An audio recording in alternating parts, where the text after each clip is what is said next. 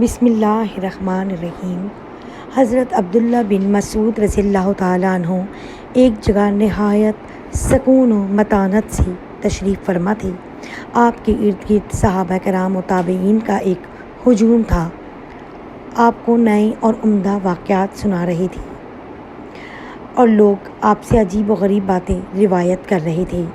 بس انہی واقعات میں سے ایک واقعہ آپ نے بیان فرمایا کہ ایک مرتبہ مدینہ کی گلی کوچوں میں سے کسی کوچے میں رسول اللہ صلی اللہ علیہ وسلم کے ایک صحابی کی شیطان جن سے ملاقات ہو گئی۔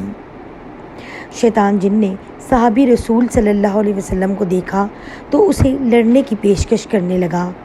صحابی نے فوراً اس کی یہ پیشکش قبول کی اور دونوں میں لڑائی شروع ہو گئی۔ شیطان جن نے بڑھ چڑھ کر حملے کیے مگر اس کی پیش نہ گئی۔ بالآخر صحابی رسول نے اسے اٹھا کر زمین پر پٹخ دیا اور شیطان کو ہار کا سامنا کرنا پڑا۔ جن کہنے لگا مجھے چھوڑ دو۔ صحابی رسول اللہ نے اسے چھوڑ دیا تو وہ بدبخت پھر کہنے لگا میں ایک بار پھر تم سے کشتی کرنا چاہتا ہوں۔ صحابی رسول نے اس بار پھر شیطان جن کی پیشکش قبول کی اور دوسری بار پھر دونوں میں شدید لڑائی شروع ہو گئی۔ کچھ ہی دیر میں صحابی نے اسے پھر پچھاڑ دیا اور اس کے سینے پر سوار ہو کر کہنے لگے میں تمہیں دبلا اور حقیر گردانتا ہوں اور تیرے ہاتھ گویا کسی کتے یا کسی جن کے ہاتھ ہیں۔ شیطان جن کہنے لگا اللہ کی قسم بلا شبہ میں انہی جنوں میں سے ہوں۔ صحابی نے کہا میں تجھے اس وقت تک نہیں چھوڑوں گا جب تک تو مجھے یہ نہ بتا دے کہ تجھ سے لوگ کس طرح بچے رہیں۔ وہ کہنے لگا آیت الکرسی سے۔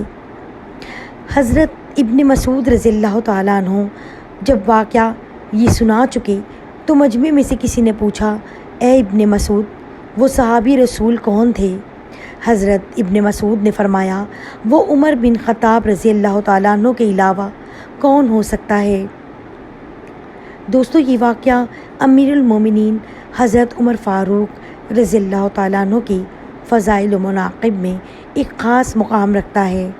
عشرہ مبشرہ سے تعلق رکھنے والے یہ صحابی رسول صلی اللہ علیہ وسلم تاریخ اسلام کی اہم ترین شخصیات کی فہرست میں شامل ہیں اور آپ واحد ہیں کہ جن کے بارے میں رسول اللہ صلی اللہ علیہ وآلہ وسلم نے ارشاد فرمایا تھا اے عمر شیطان تم کو دیکھتے ہی راستہ کاٹ جاتا ہے۔ احادیث میں آپ کے بے شمار واقعات نقل ہوئے ہیں مگر ایک واقعہ جو ہم آپ کی خدمت میں پیش کرنے جا رہے ہیں وہ اپنی نوعیت کا نہایت دلچسپ اور منفرد واقعہ ہے۔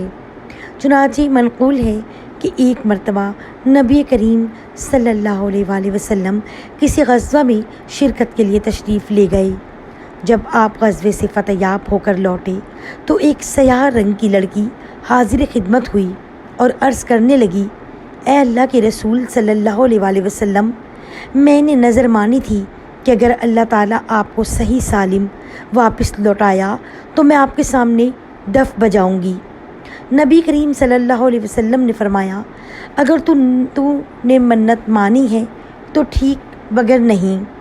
اس لڑکی نے چونکہ سچ میں منت مان رکھی تھی تو اسے دف بجانے کی اجازت مل گئی۔ بس اس نے دف کو ہاتھ میں لیا اور سرکار کائنات صلی اللہ علیہ وآلہ وسلم کے روبرو بجانا شروع کر دیا۔ اسی اثنا میں حضرت ابو بکر صدیق رضی اللہ تعالیٰ عنہ داخل ہوئے۔ لڑکی نے حضرت ابو بکر صدیق کو دیکھا مگر مسلسل دف بجاتی رہی۔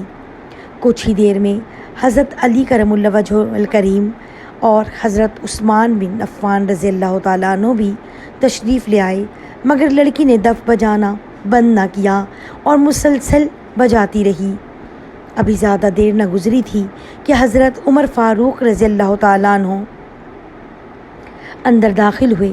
اس سیاہ فام لڑکی نے جو ہی حضرت عمر کو آتے دیکھا تو فوراً دف کو چھوڑ کر زمین پر رکھا اور ان سے ڈرتے اور خوف کھاتے ہوئے اس پر بیٹھ گئی۔